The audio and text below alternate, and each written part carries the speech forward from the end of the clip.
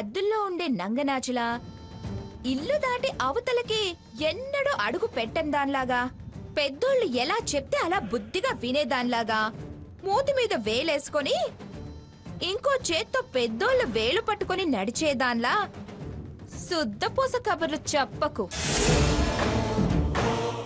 కాపురాలు కూల్చటానికి కంకణ కట్టుకున్న దానివే. నిజంగానే నువ్వు సంజయ్ని కట్టుకుంటావా, కాపురం చేస్తావా? అమాయకుణ్ణి మీ అవసరాలకి వాడుకోవటం బాగా తెలుసే నీకు, మీ అమ్మమ్మకి. స్వర్ణ, మర్యాదగా మాట్లాడు. దాని మొగుడికి గాలం వేసి లేని ఆలోచనల్ని అతల్లో కలిగించి వంపు సొంపులు వయ్యారాలు చూపించి వశం చేసుకోవాలని చూసే నీకు మర్యాదిస్తారా? గౌరవంగా చూస్తారా? సీత, ఊరికి అరిగిపోయిన రికార్డు వేయకు. కొత్త అనుమానం ఏమన్నా ఉంటే అడుగు. అసలు నువ్వు ఇక్కడికి ఏ ఆలోచనతో వచ్చావే? వచ్చే ఆలోచన నాకు అస్సలు లేదు. పరిస్థితులు వచ్చేలా చేశాయి. అబద్ధాలు ఆడకు. నువ్వు నీ బాకి ఏదో ప్లాన్ వేసి నువ్వు ఇక్కడికి చేరావు కదూ. మా బావని అంతమందిలో ఫూల్ని చేసి నువ్వెందుకు ఇక్కడికొచ్చావు? మేమేం ప్లాన్ వేయలేదు, పథకము వేయలేదు. నీ మొగుడు వచ్చి రచ్చ చేయబట్టే మా భాగి భయపడి నన్ను ఇక్కడికి పంపించింది. అబద్ధాలు ఆడకు హారతి. అబద్ధాలు కాదు, విడాకుల మీద సంతకాలు పెట్టిందానివి నీకు తెలీదా అతను ఎటువంటి వాడో? అందుకేగా మీరంతా కలిసి కొత్త నాటకం మొదలు పెట్టారా అని అడిగేది. నేనెప్పుడూ నాటకం ఆడలేదు. ఏ నాటకమైనా మీ మరిదే ఆడాడు, మీరాడారు. నేనెప్పుడు స్ట్రైట్ ఫార్వర్డే. ఆహా, మీ స్ట్రైట్ ఫార్వర్డ్నెస్ కంపెనీ షేర్స్ ని దొంగచాటిగా మా శత్రువు దగ్గర కొన్నప్పుడే తెలిసింది. నీ దొంగ నాటకం కట్టుకున్న వాడికి తెలియకుండా అత్తగారికి వైద్యం చేయించినప్పుడే తెలిసింది. నేను నా భర్త కోసం చేశాను. మేము మా బతుకు కోసం, నా ఇష్టం కోసం చేశాను. నిజంగా నువ్వు మా బావకి ఫోన్ చేయలేదా? అది అప్పుడే తేలిపోయిందిగా. ఇంకా నీకు డౌట్ తీరలేదా? ఓ, భర్త కదా, పిచ్చి నమ్మకం పెట్టుకున్నావా? తమరి క్యారెక్టర్ ఎంటర్ అయిన దగ్గర నుంచి నమ్మకాలు అపనమ్మకాలయ్యాయి. నీ మీద నిఘా మొదలైంది. మంచిది, కంటిన్యూ చేయి. ఈ మాటను బట్టే నువ్వు మారలేదని అర్థమవుతుంది. నా మార్పుతో మీకేంటి అవసరం? చేతనైతే ఆవిడను ఆవిడ కొంగును ముడేసుకోమని చెప్పండి. అనవసరంగా నన్ను విసిగిస్తే పెద్దవిడికి చెప్పాల్సి వస్తుంది. అమ్మా సీత, ఏం చేస్తున్నారు ఇక్కడ? శూర్పనఖకు సౌకర్యంగా ఉందా లేదా అని వాకప్ చేస్తున్నాం తాతయ్య. ఆ, ఈవిడి గారు ఏదో పథకం ప్రకారమే ఇక్కడ చేరిందని మాకు అనుమానంగా ఉంది తాతయ్య గారు. ఏంటమ్మా మాటలు? జరిగిన దానికి మీరే కదా సాక్ష్యం. తనను అలా అనుమానించటం, అవమానించటం పద్ధతి కాదు. ఈవిడి గారి దగ్గర పద్ధతులేమీ పాటించాల్సిన అవసరం లేదు తాతయ్య గారు. తనకి మంగ రక్షణిస్తానని తీసుకొచ్చింది. అతిథిగా చూడాల్సిన ధర్మం, మన ఇంటి గౌరవాన్ని కాపాడాల్సిన బాధ్యత మన మీద ఉన్నాయి. అలా చెప్పండి తాతయ్య గారు. అక్క చెల్లెళ్ళిద్దరూ వంతులేసుకుని మరి ప్రశ్నల మీద ప్రశ్నలు వేసి వేధిస్తున్నారు. అబ్బో, నీకేం తెలీదు. వేలు పెడితే కొరకటం రాదు. వచ్చి పాప ఇవి. నిన్ను ప్రశ్నలు వేసి వేధిస్తున్నామా తింగురు పుచ్చమ్మా? చూడండి తాతయ్య గారు, మీ మనవరాలనే మాటలు. స్వర్ణ, మీరు హారతనేమన్నా అంటే మీ అమ్మమ్మనన్నట్టే. తననేదన్నా అవమానించారనుకో, మంగాన అవమానించినట్టే. నీ మీద కన్నే సుంచుతా. పదండి, వెళదాం పదండి. సీత రామ్మా.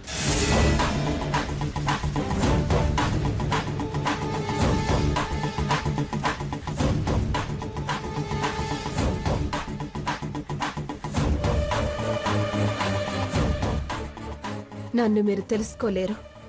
నిన్ను సాధించడానికే వచ్చాను సీత.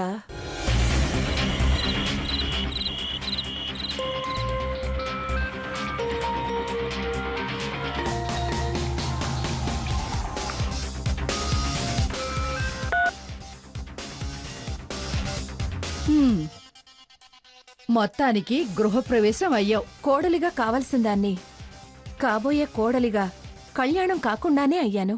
ఎలా అయితేనే చేరాల్సిన చోటికి చేరావు. దక్కాల్సిన స్థానం దక్కాలిగా. మెట్టెక్కాం కదా, అదే దక్కుతుంది. ఎలా అయితేనే సాధించావు. అనుకున్న ప్లాను అనుకున్నట్టు వర్కౌట్ అయింది. ఇదిగో, ఇక నుంచి జాగ్రత్తగా మెట్టు మీద మెట్టు ఎక్కుతూనే ఉండాలి.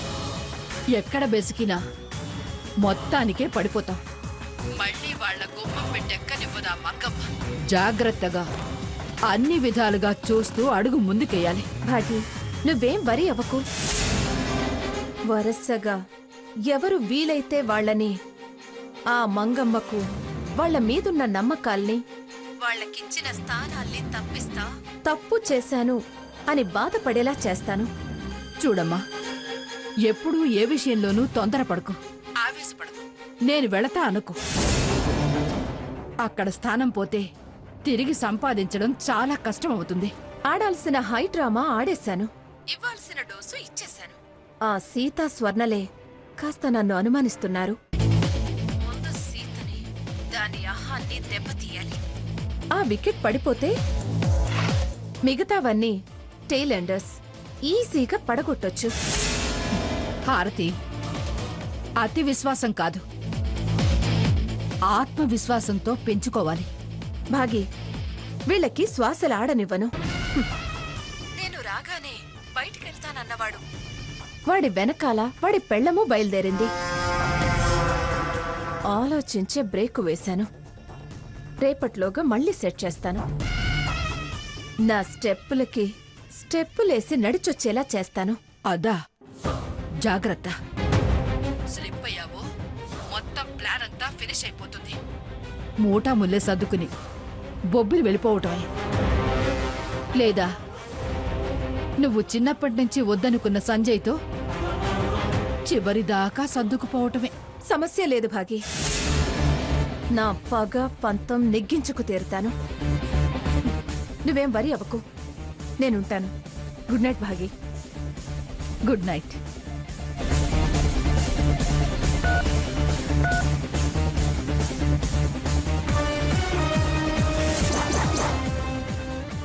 రేపటికి అంతా సెట్ చేస్తాను.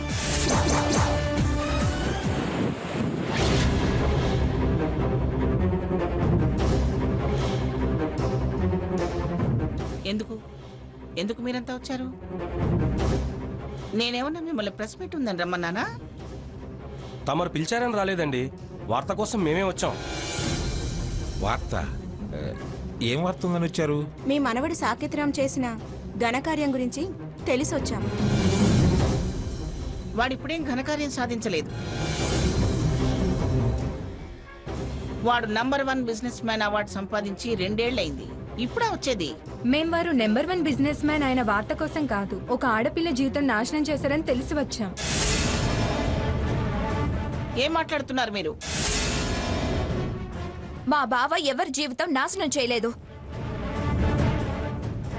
మా బావ జీవితంతోనే కొంతమంది చెలగాటం ఆడుతున్నారు.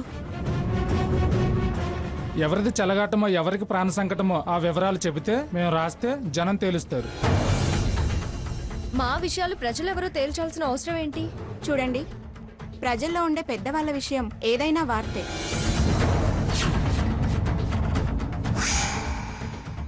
అందులో మంచేదో చెడేదో తేల్చి చెప్పాల్సింది ప్రజలే. అసలు ఏం జరిగిందని, ఏం తేల్చాలని మీరు అంటున్నారో నాకేం అర్థం కావటం లేదు. అంత అమాయకంగా మాట్లాడతారేంటండి? వాస్తవం మీరు చెప్తే వార్త అంతవరకే ఉంటుంది. లేదు, మేము ఊహించి కల్పించి రాస్తే మీ పరువు పోతుంది. ఏమిటి మేం చెప్పేది మీరు రాసేది? మాకు తెలిసి ఏ వార్త లేదు. మీరు రాయాల్సింది అంతకన్నా లేదు. పిచ్చి పిచ్చి రాతలు రాసినా కూసినా మీ సంస్థల మీద పరువు నష్టం దావా వేయాల్సి వస్తుంది. ఏం జరిగిందని వచ్చారు? అసలు ఏదో జరిగిందని మీకెవరు చెప్పారు? చూడండి, మీరు జరగలేదని బుకాయిస్తే మేమేం లేదనుకొని వెళ్లేవాళ్ళం కాదు.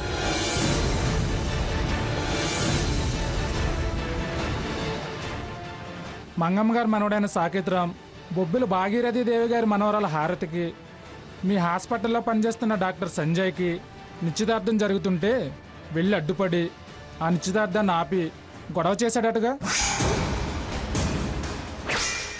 చూడండి, మీరు అనుకున్నట్టుగా అక్కడ అలాంటి గొడవలు ఏం జరగలేదు.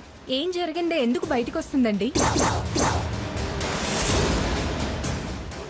అలా ప్రవర్తించాల్సిన అవసరం నాకేంటి? నాకు ఆల్రెడీ పెళ్ళయింది. She's my wife.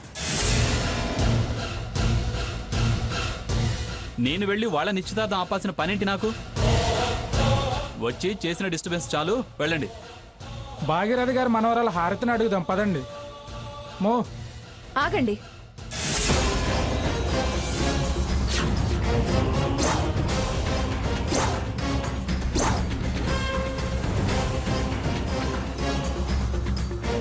మీరు ఎక్కడికి వెళ్లాల్సిన అవసరం లేదు. ఆ భాగీరథి మనవరాలు హారతి నేనే.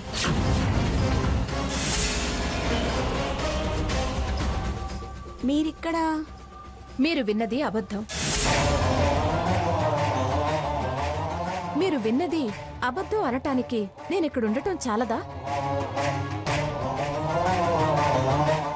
చూడండి, శ్రీమతి పిఠాపురం మంగమ్మ గారు, మా అమ్మమ్మ బొబ్బిలి భాగీరథీ దేవి గారు చిన్ననాటి స్నేహితులు.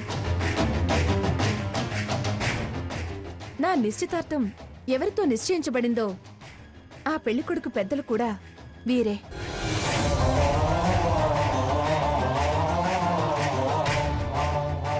వారు శుభకార్యం జరిపించడానికి వచ్చారే తప్ప వారికి ఆ నిశ్చితార్థం ఆగడానికి ఏ సంబంధం లేదు. మీ నిశ్చితార్థం ఎందుకు ఆగింది? కారణం మీకు చెప్పాలా? అది చెప్పలేము. చెప్పినా మీరు రాయలేరు. సాంప్రదాయాల్లో తేడా వచ్చింది. అది తేల్చుకున్నాక చేసుకుందాం అనుకున్నాం. మీకేమైనా అభ్యంతరమా? జరగాల్సిన కార్యక్రమం జరగాల్సిన టైంకి జరగకపోవడం వల్ల నేను చాలా డిప్రెషన్కి లోనయ్యాను. నన్ను ఓదార్చి ధైర్యం చెప్పి 4 రోజులు నాతోనే ఉందో గాని రా అని పెద్దవారు పెద్ద మనసుతో తీసుకొచ్చారు.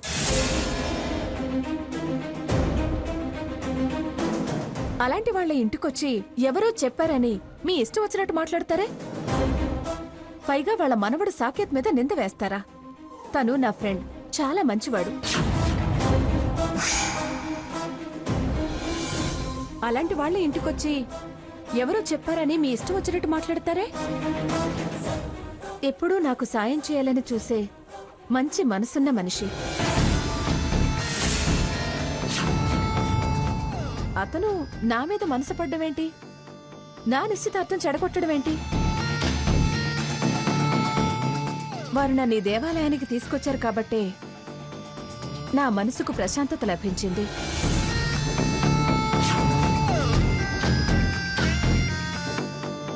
మంగమ్మ గారు నాకు భాగీ తర్వాత భాగీ అంతటివారు. అంతటి వారనే కాదు, అంతకన్నా ఎక్కువే. భాగీ కన్నా ప్రేమగా చూస్తున్నారు నన్ను. నాకు అమ్మ తెలియదు, కానీ అమ్మ అని పిలవాలనిపించేంత గొప్ప ఆప్యాయత చూపించారు. ఎవరో రాంగ్ ఇన్ఫర్మేషన్ ఇస్తే అది నమ్మి వీళ్ళ గొప్పతనం మంచితనం తెలుసుకోకుండా వచ్చి మీకు తోచిన ప్రశ్నలు వేయడమేనా? నన్ను చేరదీసినందుకు వాళ్ళ మనసు కష్టపెడతారా? అయినా మీరన్నట్టు వార్త రాసే ముందు ఆ వార్తకు సంబంధించిన వాళ్లకు చెప్పడం ధర్మం అన్నారే.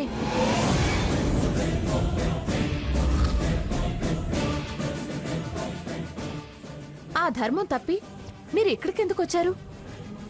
వస్తే గిస్తే నన్ను కలవడానికి నా ఇంటికి రావాలి కాని. అది కాదండి. చూడండి, ఇంకా అది కాదు ఇది కాదు అని లేని వార్త రాయడం కోసం ఏదో వెతకాలని లాగాలని చూడకండి. నిజంగా సాకేత్ నిశ్చితార్థం ఆపుంటే నేనే మీడియా దగ్గరకు రావడమో లేదా మీడియాని మా ఇంటికి పిలిపించడమో చేసేదాన్ని.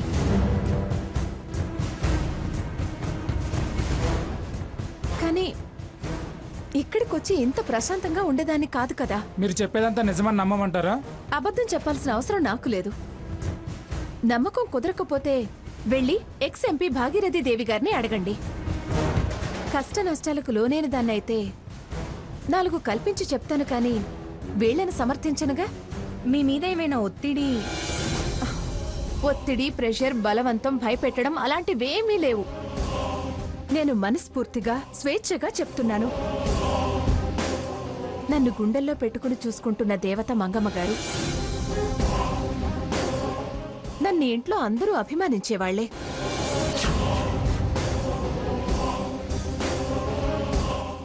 మీరు లేనిపోని అనుమానాలతో అనవసరపు ప్రశ్నలు వేసి వేధించకండి. దయచేసి వెళ్ళండి ప్లీజ్. ప్లీజ్.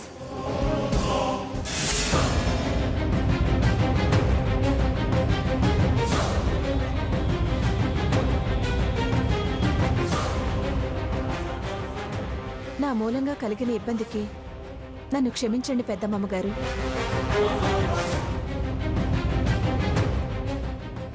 హారతి, చాలా పెద్ద మనసు చేసుకుని మా పరువు కాపాడావు.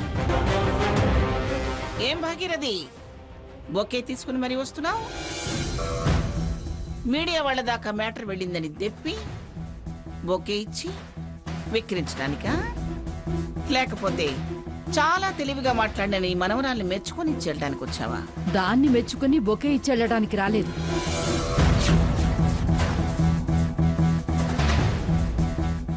నిన్ను మెచ్చి పొగిడి అభినందించడానికే వచ్చాను.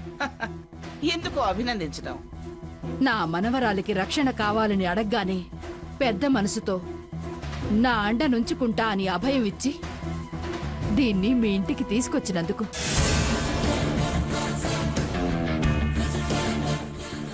అదంటే అస్సలు పడదు కదా నీకు.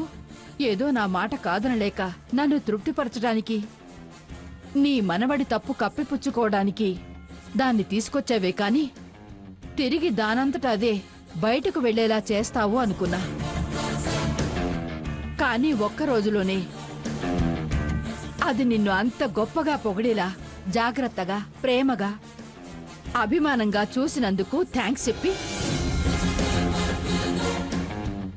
అభినందించడం ధర్మం అనిపించింది. అందుకే వచ్చాను. నువ్వు గ్రేట్ మంగా. ఇలా ఇవ్వు.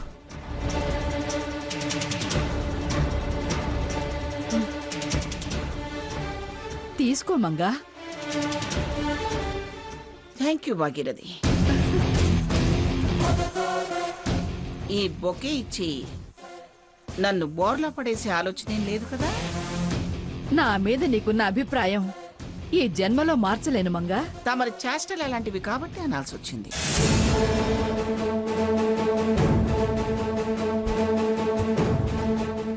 నీ మనవరాలు నిజంగా పొగిడిందో, అవసరం కదా అని పొగిడిందో, ఇక్కడ ఉంటున్నాను కదా అని పొగిడిందో తెలియదు కానీ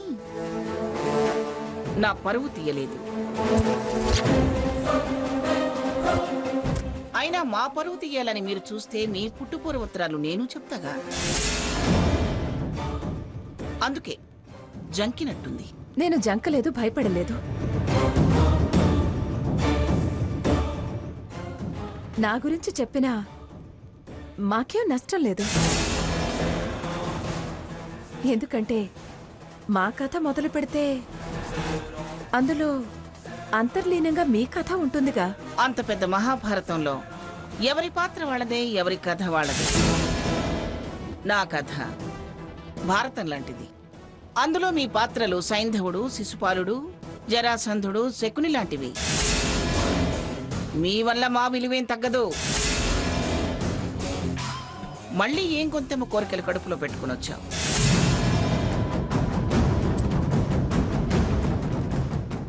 భయం అన్నావు, అభయం ఇచ్చా, ఇక్కడ నా నీడలో ఉంచా. ఇంకా ఏం సాయం చేయాలి, ఏం సౌకర్యాలు కల్పించాలి?